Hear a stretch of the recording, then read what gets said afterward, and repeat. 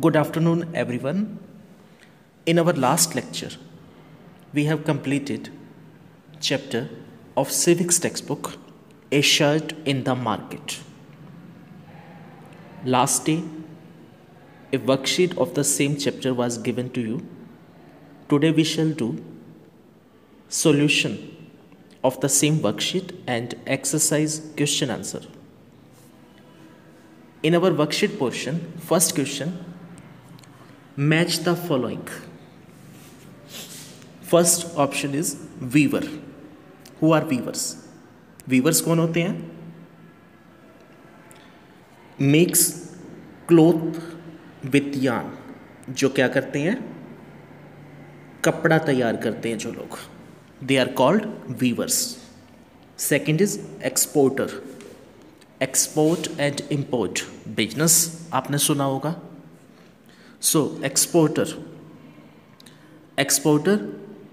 sells good to other countries. Exporter sells good to other countries. Third, importer. Importer क्या करते हैं? Importer who gets goods from other countries. जो दूसरे देशों से बाहर से मंगवाते हैं सामान, बाहर का माल जो यहाँ पे आता है, इंपोर्ट कर रहे हैं. And fourth, investment. What is investment? Money put in by the manufacturer to produce the cloth. जो पैसा उन्होंने इन्वेस्ट किया हुआ है, this is investment. Second question is fill in the blanks. First is chain of market links the producer to the consumer. In chain of market, producer who produce the goods, जो तैयार करते हैं, manufacturers जो है, manufacturer, after that wholesalers, retailers and consumers. Finally product कहाँ तक पहुँचता है? consumer के पास. Second, the arrangement between a merchant and weaver is an example of which system? Example of putting out. Invest करते हैं और इन्वेस्टमेंट के बाद वो क्या गेन करना चाहते हैं? प्रॉफिट गेन करना चाहते हैं.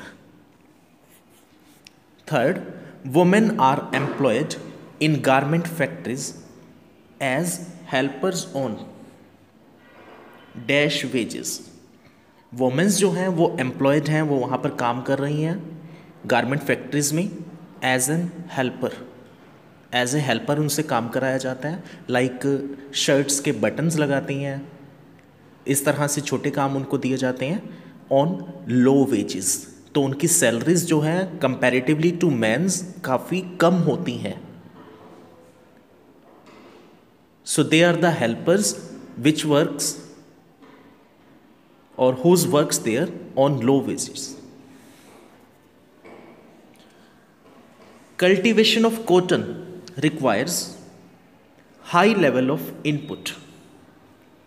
Cultivation of cotton requires high level of inputs such as, तो कॉटन की जो कल्टीवेशन होती है उसमें क्या क्या चीज़ें रिक्वायर रहती हैं?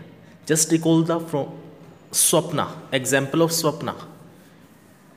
She requires money for the seeds, fertilisers, pesticides. इन सब चीज़ों की उसे ज़रूरत थी जिसके लिए उसे पैसा चाहिए था.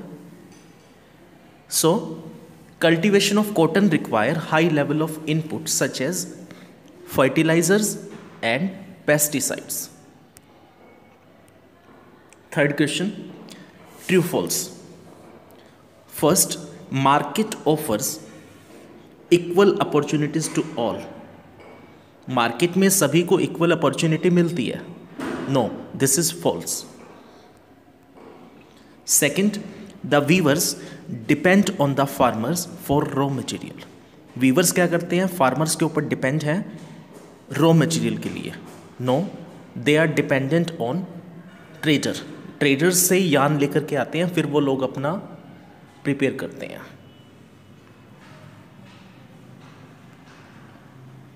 डायरेक्टली उनके साथ लिंक नहीं है इनका.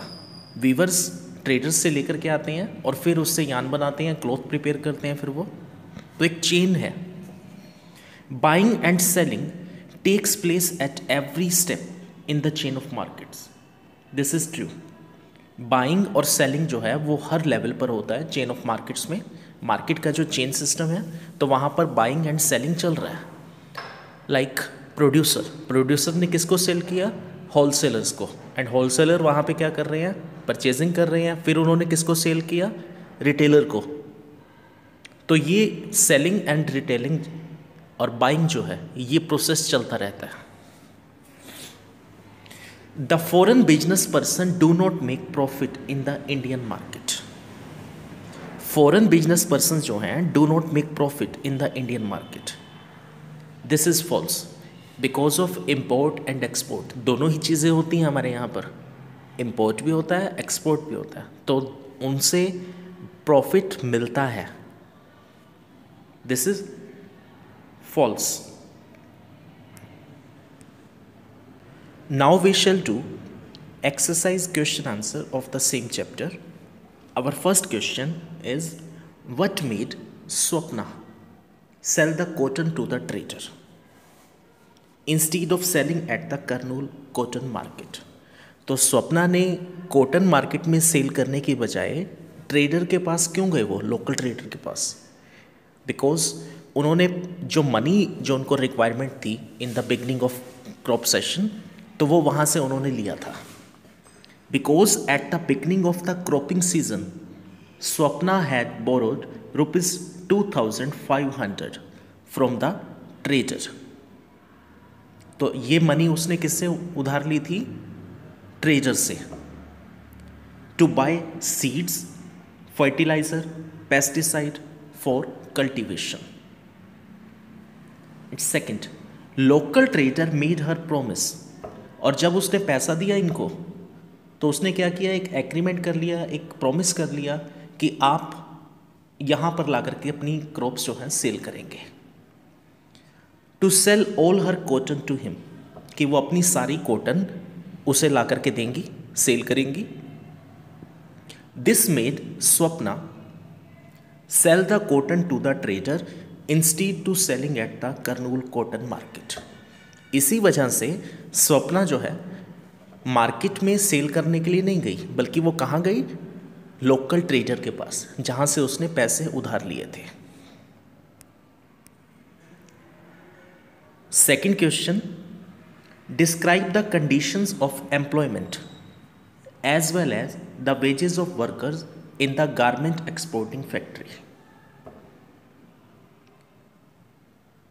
एम्प्लॉयमेंट की कंडीशंस क्या हैं यहाँ पे? वर्कर की जो वेजेस हैं वो किस कंडीशंस पर रहती हैं? Do you think the workers gate a fair deal, कि क्या वर्कर्स को प्रॉपर प्रॉफिट होता है, उनको प्रॉपर वेजेस मिल पाते हैं या नहीं मिल पाते हैं? Most of the workers are employed in the garment exporting factory. तो काफ़ी सारे लोग जो हैं वहाँ पे वर्कर हैं, एज ए वर्कर वो लोग वहाँ पे काम कर रहे हैं गारमेंट फैक्ट्रीज में, ऑन ए टेम्परेरी बेसिस। तो इनकी जो जॉब्स हैं वो क्या है? टेम्परेरी बेसिस, पक्की नौकरी नहीं है। कभी भी इनकी छुट्टी कर सकते हैं लोग, कभी भी इनको काम पे बुला सकते हैं, या कभी भी इनको काम से निकाला जा सकता है। This means that when ever the employer feels that a worker is not needed,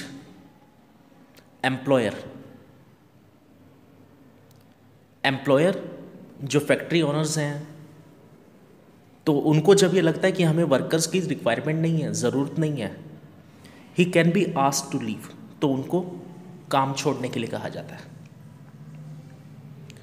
workers wages are fixed according to their skill, और वर्कर की जो वेजेस हैं वो उनकी स्किल्स, उनके एक्सपीरियंसेस, इन चीज़ों पर डिपेंड करती है कि वो कितना काम कर पाते हैं, कितनी एफिशिएंसी है, कितना परफेक्टली वो लोग काम करते हैं, उसके अकॉर्डिंगली उनकी सैलरीज जो है डिसाइड की जाती है।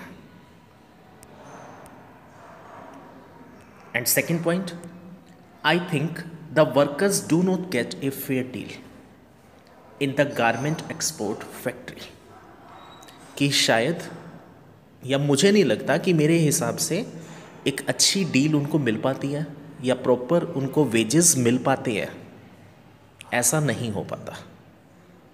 उन्हें प्रॉपर वेजेस नहीं मिल पाते हैं, एक अच्छा डील उनके साथ नहीं हो पाता है।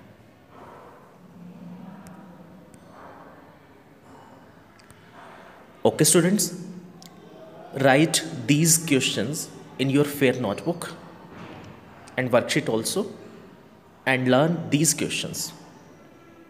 Rest of the questions we shall discuss in our next lecture. Thank you.